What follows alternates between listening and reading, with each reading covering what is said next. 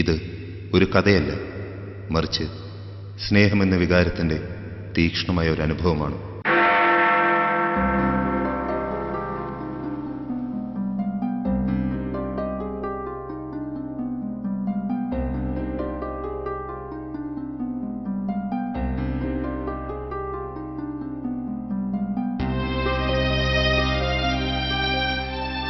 സുഖമുള്ള ഒരു നോവ് ഹൃദയങ്ങളിലേക്ക് പകരുവാൻ ഇവർ വരുന്നു.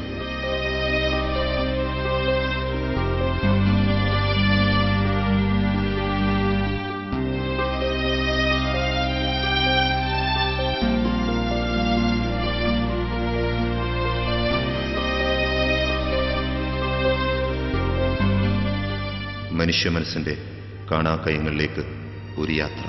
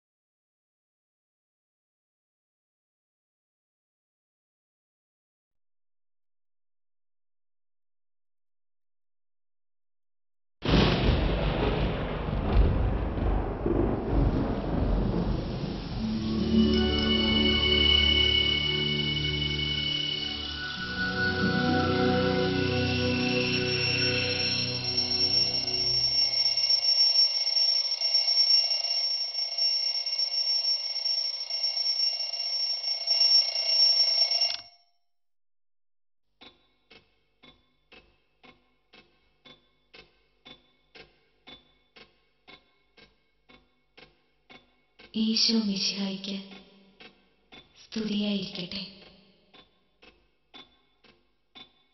എത്രയും സ്നേഹം നിറഞ്ഞ സിസ്റ്റർ ആഗ്നസ് അറിയുന്നതിന് മഠത്തിലെ മദർ സുപ്പീരിയറിനെ ഇനി സിസ്റ്റർ എന്ന് സംബോധന ചെയ്യുന്നത് ശരിയാണോ എന്ന് എനിക്കറിയില്ല. എന്നിരുന്നാലും വർഷങ്ങൾക്ക് മുൻപ് അങ്ങനെ മാത്രം വിളിച്ചിട്ടുള്ളതുകൊണ്ട് മാറി വിളിക്കാൻ തോന്നാത്തത്. സിസ്റ്ററിനെ എന്നെ മനസ്സിലായോ? ഇല്ല, എനിക്കറിയാം. സിസ്റ്റർ ഒരു 10-15 വർഷം പിന്നിലേക്കൊന്ന് പോയി നോക്കി. അന്ന് സിസ്റ്റർ ആഗ്നസ് ലിറ്റിൽ ഫ്ലവർ കോൺവെന്റിലെ വാർഡൻ. ഞാനെന്ന് അവിടെ നിന്ന് പഠിക്കുന്ന ഒരു പാവം അന്തേവാസി. സിസ്റ്ററിന്റെ പ്രിയങ്കരങ്ങളായ കാര്യങ്ങൾ മാത്രം സമ്മതിക്കുന്ന ഒരു പാവം.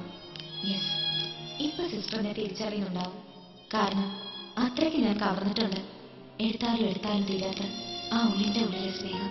അതെ, എത്ര ജന്മം എടുത്താലും മടക്കി തന്നെ തീർക്കാൻ കഴിയാത്ത കടം. സിസ്റ്റർ, ഞാൻ പ്രിയയാ. പ്രിയമത, പ്രിയമത.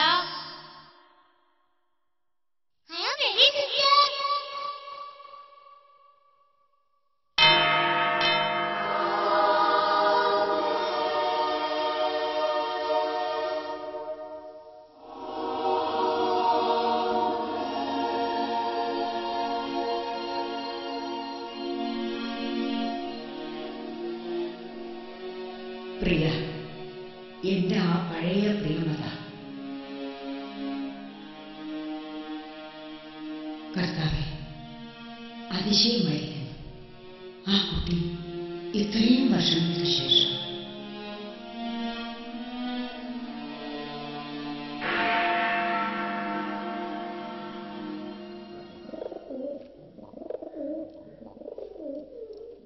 ഇത്രയും കാലം ഞാൻ കോണ്ടാക്ട് ചെയ്യാതിരുന്നത് മറന്നിട്ടൊന്നുമല്ല. അവിടെ വിട്ടതിന് ശേഷം ഞാൻ ഒരുപാട് എഴുതി. ഒന്നിനും മറുപടി കിട്ടിയില്ല. ഇടക്കാലത്ത് കേട്ടു റൂമിലോ മറ്റോ പോയിരിക്കുകയാണെന്ന്. കുറച്ചു കാലം ഞാനും ബാംഗ്ലൂരിലായിരുന്നു. ഡിഗ്രി, പോസ്റ്റ് ഗ്രാജുവേഷൻ, അങ്ങനെ. ഇതിപ്പോ എത്ര കഷ്ടപ്പെട്ടിട്ടായി പുതിയ അഡ്രസ് തപ്പിയെടുത്തേന്ന് അറിയൂ?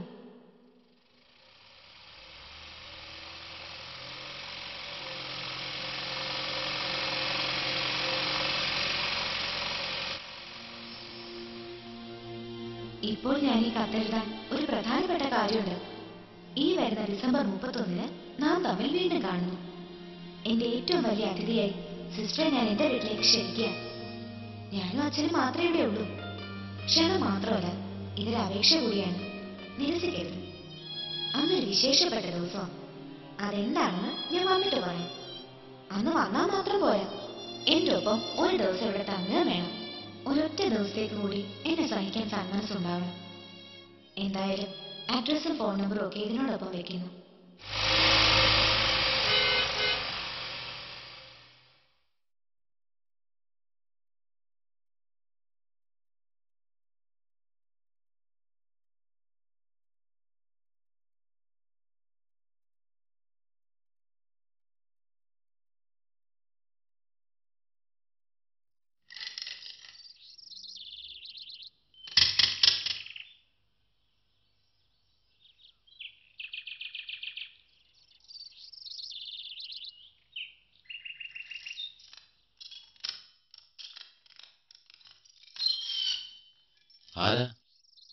ഇത് പ്രിയമതയുടെ വീടല്ലേ? അതെ.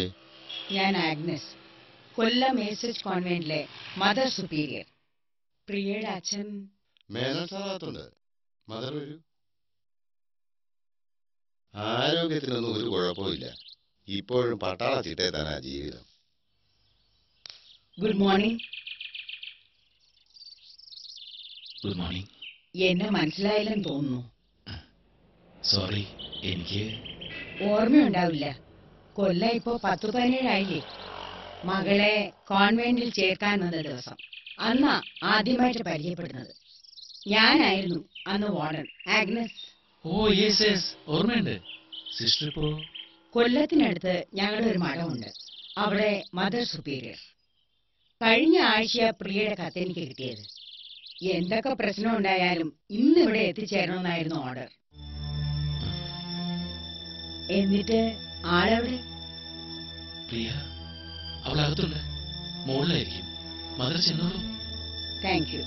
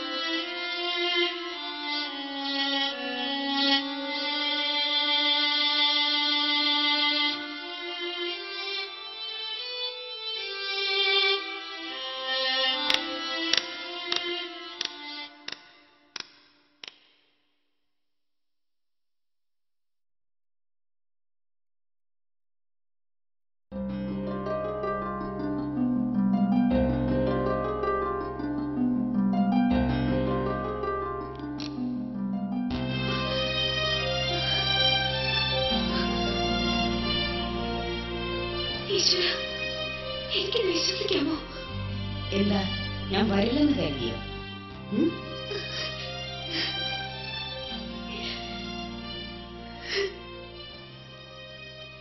അയ്യേ, എന്താ കുട്ടിയത്? ഇത്രയും വലിയ ആളായിട്ടും. വലിയ ആളൊന്നും ആയിട്ടില്ല. ഇപ്പോഴും ഞാൻ കുട്ടി തന്നെയാ, സിസ്റ്ററിന്റെ ആ പഴയ പ്രിയക്കുട്ടി. എന്തായാലും ആളാകെ മാറിയിട്ടുണ്ട്, ആ പഴയ കുറുമ്പും ചിണുങ്ങലും ഒഴികെ.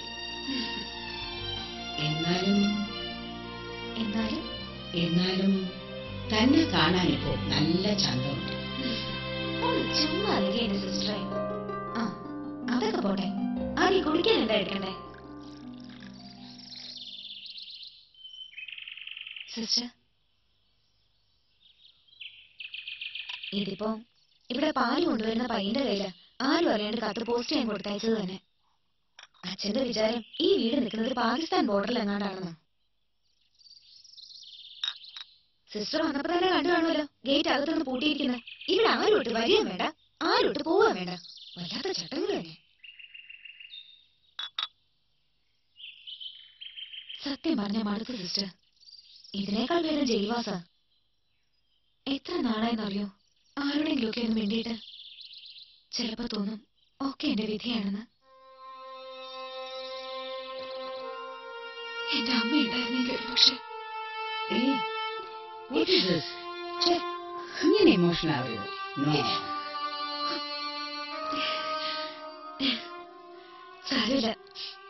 ചില നേരത്തെ ഞാനൊരു പൊട്ടിയാ. വെറുതെ ആവശ്യമില്ലാണ്ട്. അത് പോട്ടെ, നമുക്കിന്ന് വൈകുന്നേരം ഒന്ന് പുറത്തു പോവാം. കുട്ടിയുടെ അച്ഛൻ ദൂരെയൊന്നും അല്ലാന്നേ, ദാ തൊട്ടടുത്തുള്ള കുന്നിൻമോളിലാ. പണ്ടൊക്കെ വെക്കേഷന് വരുമ്പോ അവിടെ ചെന്നിരിക്കുമായിരുന്നു. അവിടുന്ന് താഴേക്ക് നോക്കിയ വിശാലമായ തെങ്ങിൻ നിരകൾക്കപ്പുറം കടലോളങ്ങളുടെ താളവും ഒരു തലോടൽ പോലെ നനുത്ത ഈറം കാറ്റും ഒക്കെ കൂടി സുഖമുള്ള ഏകാന്തതയാ ഞാൻ അനുഭവിക്കാറ്. വല്ലാത്തൊരു നൊസ്റ്റാൾജിക് ഫീലിംഗ്. അവിടെ ഇരുന്ന് സന്ധ്യയാവുമ്പോ കാരണമൊന്നുമില്ലാതെ കരച്ചിൽ വരുമായിരുന്നു. പക്ഷെ കഴിയാൻ പറ്റില്ല, മനസ്സിങ്ങനെ വിങ്ങും. ഇന്ന് നമുക്ക് അവിടെ ഒന്ന് പോവാം. സിസ്റ്റർ ഒന്ന് പറഞ്ഞാ മതി അച്ഛനോട്. ആലോചിക്കാം. ആട്ടെ, ഇവിടെ എന്നെ എന്താ വിശേഷം എന്ന് പറ. ഇത്ര കാര്യമായിട്ട് എന്നെ ഇത്രയും വരെ വിളിച്ചു വരുത്തണമെങ്കിൽ അത്രയും കാര്യമായിട്ട് എന്തെങ്കിലും ഉണ്ടാവണമല്ലോ. പറ. അത് പറയാം, സമയമായിട്ടില്ല. വന്ന് കയറിയതല്ലേ ഉള്ളൂ, അപ്പോഴേക്ക് സസ്പെൻസ് പൊട്ടിക്കണോ? എന്തായാലും തൽക്കാലം നമുക്ക് ഉച്ചയ്ക്ക് എന്താ കഴിക്കാനുള്ളേ നോക്കാം. സിസ്റ്റർക്ക് വേണ്ടി ചില സ്പെഷ്യലൊക്കെ പ്രിപ്പയർ ചെയ്യാൻ ഞാൻ രാഘവനോടും ഓമന ചേച്ചിയോടും പറഞ്ഞിട്ടുണ്ട്. സത്യം പറഞ്ഞ എത്രയോ കാലമായി ഇവിടെ ഒരു ഗസ്റ്റ് വന്നിട്ട്. മനഃപൂർവ്വം ആരും ഇങ്ങോട്ട് വരാത്തല്ലോ അച്ഛാ. ശരിയാ, എന്റെ ചിട്ടകളും രീതികളുമായി പൊരുത്തപ്പെട്ടു പോകാൻ കഴിയാത്തവർ എന്റെ ഗസ്റ്റ് ആകുന്ന എനിക്ക് ഇഷ്ടമല്ല തന്നെ. ഓരോരുത്തർക്ക് എന്തെല്ലാം കാര്യങ്ങൾ അറിയേണ്ടത്. ഓരോരോ ചോദ്യങ്ങളായിട്ട് വെറുതെ സ്റ്റുപ്പിഡ് ഫെലോസ്. അച്ഛാ പ്ലീസ് സ്റ്റോപ്പ് ഇറ്റ്. എന്റെ ഗസ്റ്റ് സിസ്റ്റർ സിസ്റ്റർ ഇരിക്കുമ്പോ ഇങ്ങനെയൊക്കെ സംസാരിക്കുന്നത് ചീപ്പാണ്. സോറി, ഞാൻ മദന്റെ ഉദ്ദേശിച്ച് പറഞ്ഞതല്ല. പൊതുവിൽ വേണ്ട, അച്ഛനൊന്നും പറയണ്ട. എവിടെ ഇപ്പൊ എങ്ങനെ സംസാരിക്കണമെന്ന് അറിയാതെ മനുഷ്യന് പ്രായമായി കഴിഞ്ഞാൽ ഇങ്ങനെയാവോ? എന്തായാലും അച്ഛനോട് ഇങ്ങനെയൊക്കെയാണ് സംസാരിക്കുന്നത്? അല്ല സിസ്റ്റർ, നോ, ഒന്നും പറയണ്ട. ഉണ്ടായിരുന്ന ആഹാരം കഴിക്കും. മദർ സുപ്പീരിയർ ആണെന്ന് അറിയാം. എന്നാൽ ഇവിടെ വിളിക്കുന്ന കേട്ട് ഞാൻ സിസ്റ്റർ എന്ന് വിളിക്കാം. It's okay. സിസ്റ്റർ ക്ഷമിക്കണം. ഞാൻ സാരല്ല മിസ്റ്റർ മേനോൻ, എനിക്ക് മനസ്സിലാവുന്നുണ്ട് നിങ്ങളുടെ മാനസികാവസ്ഥ. ഈ വലിയ വീട്ടിൽ നിങ്ങൾ രണ്ടുപേരും തനിച്ചു കഴിയല്ലേ. പുറലോകമായിട്ടുള്ള ബന്ധം തീരെ ഇല്ലതാണ്. എല്ലാവർക്കും ഇപ്പൊ പട്ടാള ചുറ്റോടുകൂടി ജീവിക്കാൻ കഴിയില്ലല്ലോ. അതുമായി പൊരുത്തപ്പെടാൻ താങ്കൾക്ക് കഴിയുന്നില്ല. അതുകൊണ്ട് ഞാൻ ഇതിനകത്ത് ഒരു സൊല്യൂഷൻ മാത്രമേ കാണുന്നുള്ളൂ. അച്ഛാ, ഈ വീട്ടില് എന്നെ അന്വേഷിച്ചു വരുന്ന ആദ്യത്തെ ഗസ്റ്റ് അല്ലേ സിസ്റ്റർ? ഇനി എന്നെ അന്വേഷിച്ച് ഒരാളും കൂടി വരും. ഇന്നല്ല, നാളെ പുലർച്ചയ്ക്ക്. അതാരാ? അതൊക്കെയുണ്ട്. സിസ്റ്റർ വന്നതിന് ശേഷമല്ല അച്ഛൻ അറിഞ്ഞോളൂ. ഇതും അതുപോലെ സസ്പെൻസ്. ഇപ്പോഴും കുട്ടിക്കളി മാറിയിട്ടില്ല. അയ്യോ, അത് പറഞ്ഞപ്പോഴാണ് അച്ഛാ, ഇന്ന് വൈകിട്ട് ഞാൻ സിസ്റ്ററും കൂടി ആ കുന്നുപുറത്ത് വെറുതെ കാറ്റ് കൊള്ളാന്ന് പോകും. വേണ്ട, എങ്ങും പോണ്ട. കണ്ടോ, ഇതാ കുഴപ്പം. എന്നെ ഒരു സ്ഥലത്തേക്കും വിടില്ല. ഞാൻ എത്ര കൊച്ചു കുട്ടിയാ. എനിക്കിവിടെ ശ്വാസം മുട്ടിയിട്ട് വയ്യ. എന്ത് വന്നാലും ഞങ്ങൾ രണ്ടുപേരും ഒന്ന് പോവും. കുറച്ച് ശുദ്ധമായി വിശ്വസിക്കട്ടെ. അങ്ങനെ പോയാ എന്താ സംഭവിക്കാമെന്ന് അറിയണമല്ലോ. ആരെങ്കിലും പിടിച്ച് വിഴുങ്ങാണെങ്കിൽ വിഴുങ്ങട്ടെ. പ്രിയ, നിക്കവിടെ. മിസ്റ്റർ മേനൻ, ഈ പ്രായത്തിലുള്ള കുട്ടികൾ ചില ചെറിയ സ്വാതന്ത്ര്യങ്ങൾക്ക് വേണ്ടി വലിയ വാശി കാണിക്കാറുണ്ട്. ഇതിനെയും അങ്ങനെ കണ്ടാൽ മതി.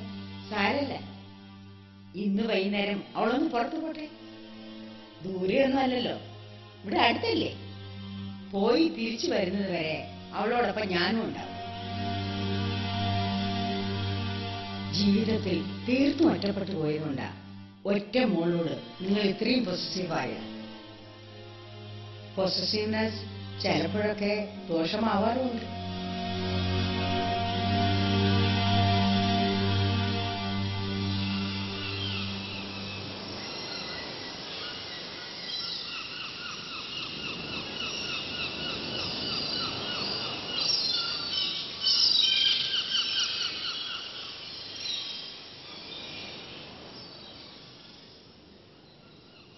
പണ്ട് കോൺവെന്റിലായിരുന്നപ്പോ കുട്ടിയുടെ ഈ വാശിയും കടുംപിടുത്തമൊക്കെ പലപ്പോഴും കണ്ടില്ലെന്ന് നടിച്ചിരുന്നു.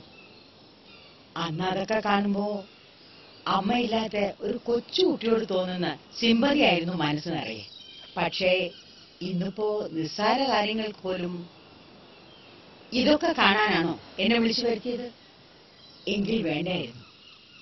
ഇത് അറിഞ്ഞിരുന്നെങ്കിൽ ഞാൻ വരില്ലായിരുന്നു. സിസ്റ്റർ, എന്തിനാ വെറുതെ ഓരോ കള്ളം പറഞ്ഞ് എനിക്ക് കത്തെഴുതിയത്? ഒന്ന് കാണണം, ഒന്ന് മിണ്ടണം എന്ന് രണ്ട് വരി മാത്രം എഴുതിയിരുന്നെങ്കിലും ഞാൻ വന്നേനെ. ഇതിപ്പോ കുട്ടിയെന്നെ വിഡ്ഢിയാക്കിയായിരുന്നില്ലേ? അതെ, ശുദ്ധ നോണ.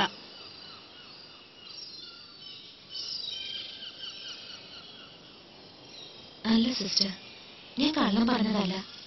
പിന്നെ ഇന്ന് ഈ ദിവസം ആ വീട്ടിൽ എന്റെ അവസാന ദിവസമായിന്ന്. ഞാനീ പറഞ്ഞ സത്യ. നാളെ മുതൽ ഞാൻ ആ വീട്ടിലുണ്ടാവില്ല. പോകുന്നതിന് മുൻപ് എനിക്ക് സിസ്റ്ററോട് മാത്രമേ ഇത് പറയണമെന്നുണ്ടായിരുന്നു. അതാ ഞാൻ പോണം. പോയേ തീരൂ. എവിടേക്ക്? എനിക്കൊന്നും മനസ്സിലാവുന്നില്ല. ഉച്ചയ്ക്ക് ഞാൻ അച്ഛനോട് പറഞ്ഞതും കള്ളമായിരുന്നില്ല. നാളെ പുലർച്ചയ്ക്ക് ഒരു അതിഥി കൂടി വരുമെന്ന്. ഞാൻ ആ അതിഥിയെ കാത്തിരിക്കുക. ആര്? പ്രേംചന്ദ്. ഞാൻ സ്നേഹിക്കുന്ന എന്റെ പ്രേം. പ്രിയ, കുട്ടി എന്തായി പറയുന്നത്? ബാംഗ്ലൂരിൽ പഠിച്ചുകൊണ്ടിരുന്നപ്പോ ഒരു സൗത്ത് ഇന്ത്യൻ ആർട്സ് ഫെസ്റ്റിവലിന് ആദ്യം പരിചയപ്പെട്ടത്. പിന്നെ എപ്പോഴും അതൊരടുപ്പമായി മാറി. അവിടെ തന്നെ ഒരു MNC ഫേമിൽ എഞ്ചിനീയറാ. ഇവിടെ ഒറ്റപ്പാലത്താ വീട്.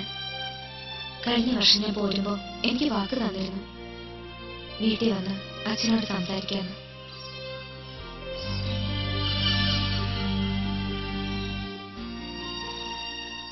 പ്രേമിനെ കുറിച്ച് ഞാൻ അച്ഛനോട് എല്ലാം പറഞ്ഞിരുന്നു.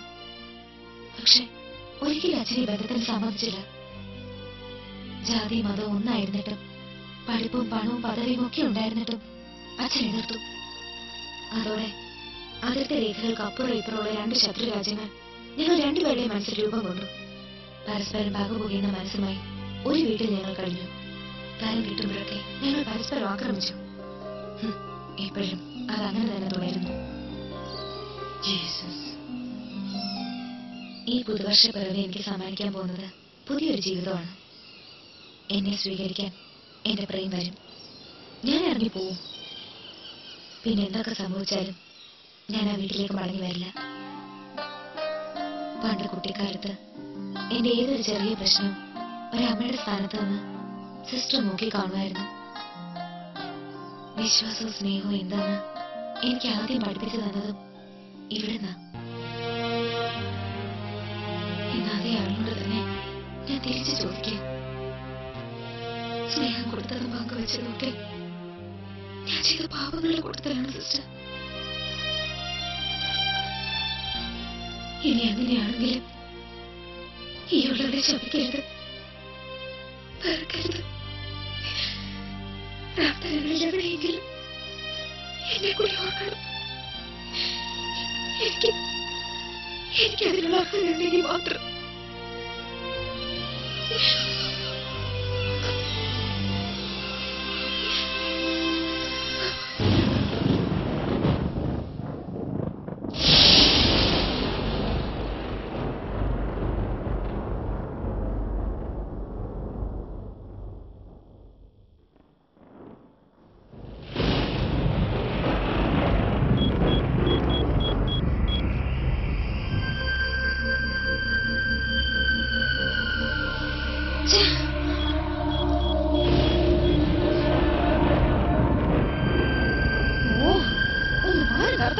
അപ്പോഴേക്കും ചാവും ഇങ്ങനൊരു സാധനം.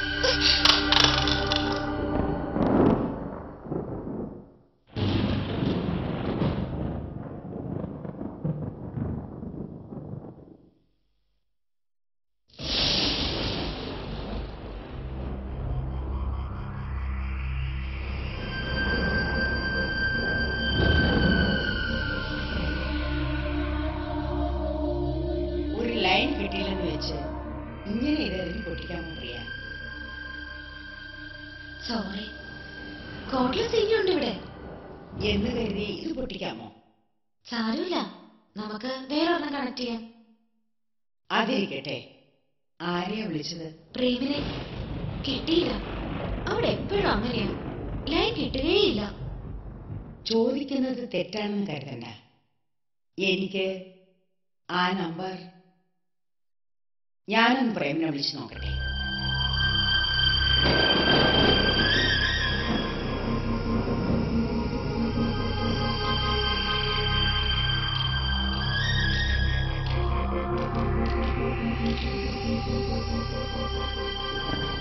ഹലോ, ഇത് പ്രേംചന്ദിന്റെ വീടല്ലേ? ഹലോ ഹലോ, പ്രേംചന്ദിന്റെ വീടല്ലേ?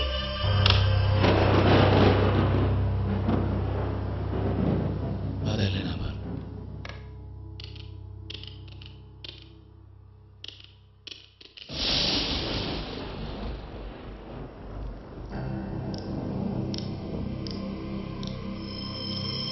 ഹലോ, പ്രേംചന്ദിന്റെ വീടാണോ?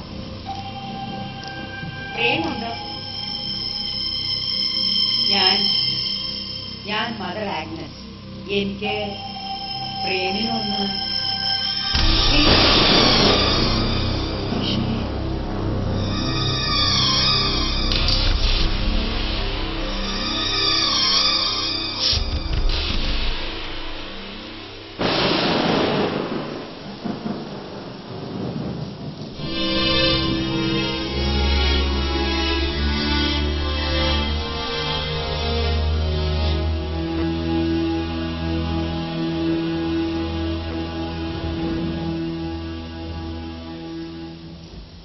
ഭൂമിയിലാരും അറിയരുതെന്ന് ഞാൻ ആഗ്രഹിക്കുന്ന ആ സത്യം മദർ ഇന്ന് അറിഞ്ഞേ തീരൂ.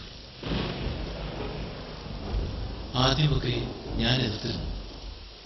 സോഷ്യൽ സ്റ്റാറ്റസ്, സൊസൈറ്റി ഒക്കെ വെറുതെയാണെന്ന് പിന്നീട് എനിക്ക് മനസ്സിലായി.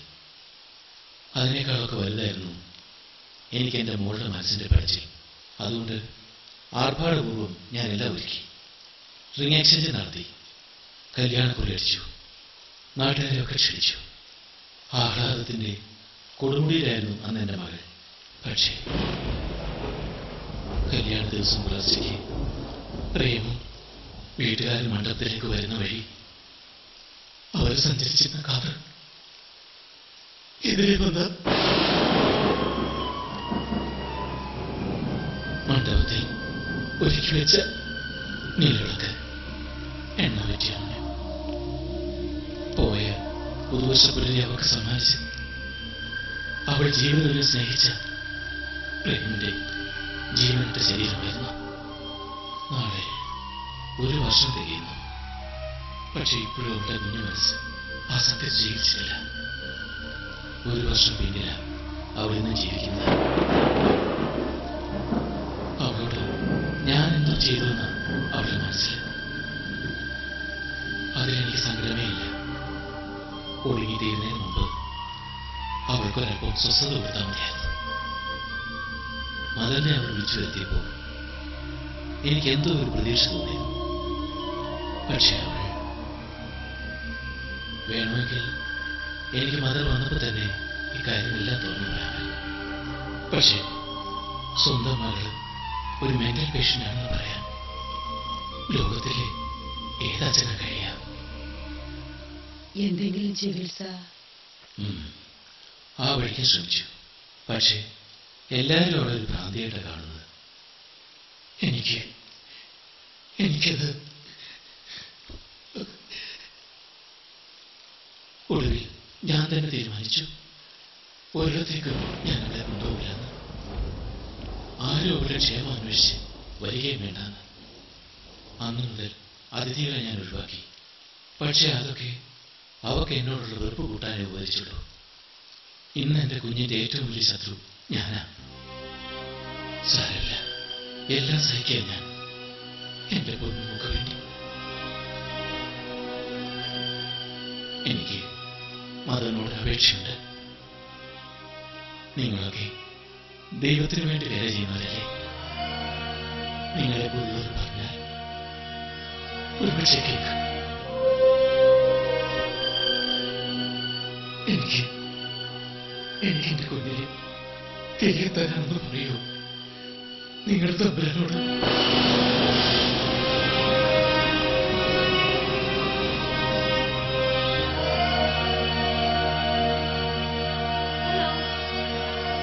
ഹലോ, പ്രേം, ഇത് ഞാനാ. വേണ്ട, ഞാൻ പിണങ്ങി. എനിക്കൊന്നും കേൾക്കണ്ട. എത്ര നേരമാണെന്നറിയോ ഞാൻ ട്രൈ ചെയ്യാൻ തുടങ്ങിയത്? എന്തുപറ്റി? ആണോ? സോറിടാ, ഞാൻ അറിഞ്ഞില്ലല്ലോ. വേറെ കുഴപ്പമൊന്നുമില്ലല്ലോ. എന്തായാലും വേഗം വരണേ. കാണാൻ കൊതിയാവണം. ഞാൻ നോക്കിയിരിക്കും. ഇവിടെ ഭയങ്കര മഴയാ. എത്ര നേരം അറിയോ? ഇപ്പോഴും തോന്നിട്ടില്ല. ഈ മഴ മുഴുവൻ നമുക്ക് ഒരുമിച്ച് നനയാം. അങ്ങനെ നനഞ്ഞ് കുതിർന്ന് മണ്ണിലേക്ക് ഊർന്ന് വീഴണം. അപ്പോ മണ്ണും മഴവെള്ളവും കരിയിലകളും കൂടി നമ്മളെ ഒന്ന് മൂടും. എന്നിട്ട്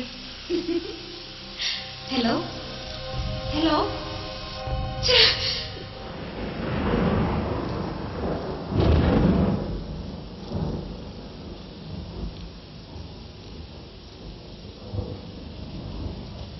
ഞാൻ എറിഞ്ഞില്ലല്ലോ.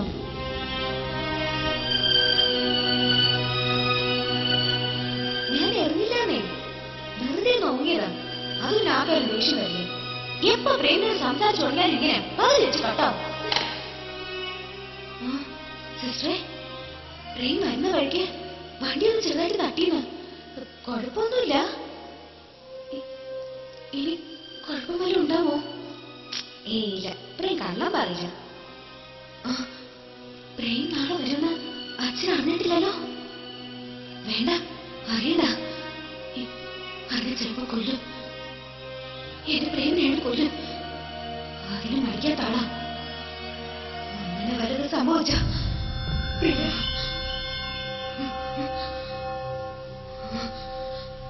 പ്രിയ പ്രേം പ്രേമിനെ വലിയ കുട്ടി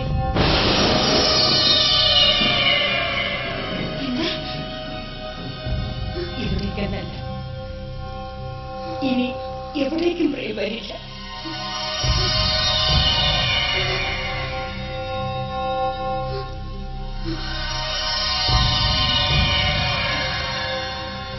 എന്താ എന്താ പറഞ്ഞത്? അതെന്താ അതെന്താ പ്രേം വരാത്തത്? പ്രിയ പ്രിയ, ഞാൻ പറയുന്നത് വേണ്ട. എനിക്കറിയാം, എനിക്കറിയാം. ഇത് പ്രേം, ഇത് പ്രേം.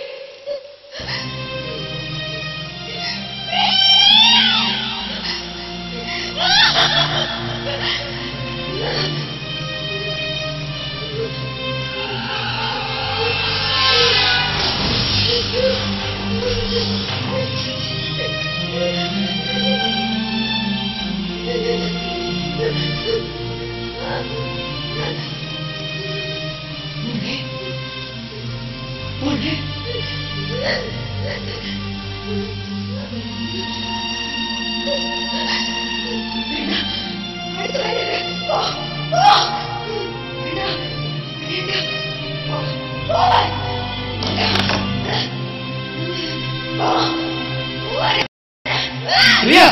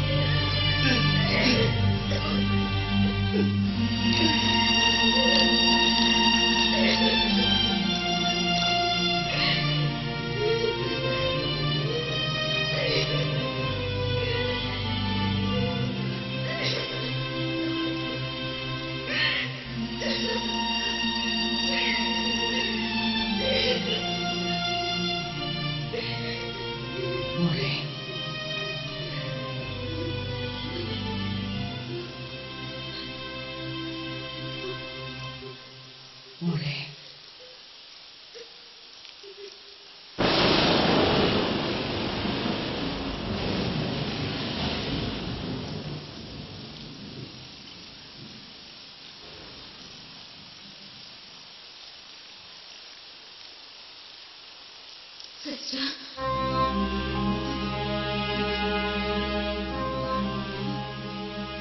മദർ അമ്മ അമ്മ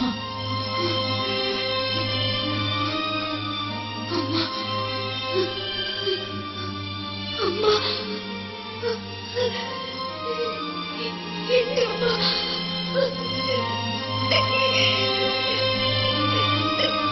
എന്റെ അമ്മ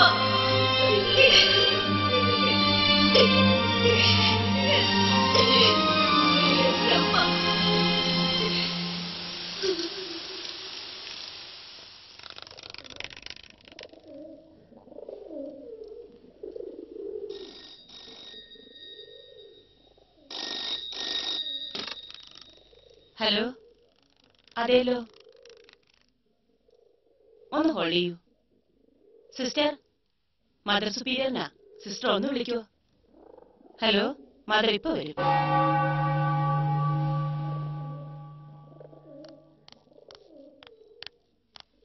ആരാ ഹലോ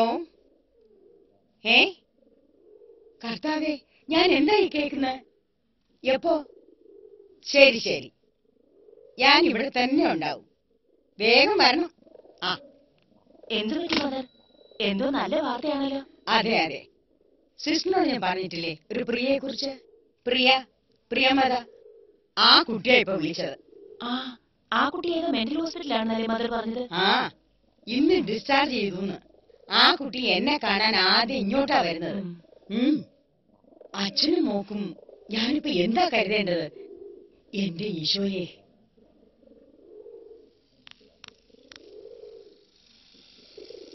ആ ജോണേ നമുക്കിന്ന് വിശേഷപ്പെട്ട ഒരു അതിഥിയുണ്ട് ആ ഗേറ്റ് ഒന്ന് തുറന്നിട്ടേ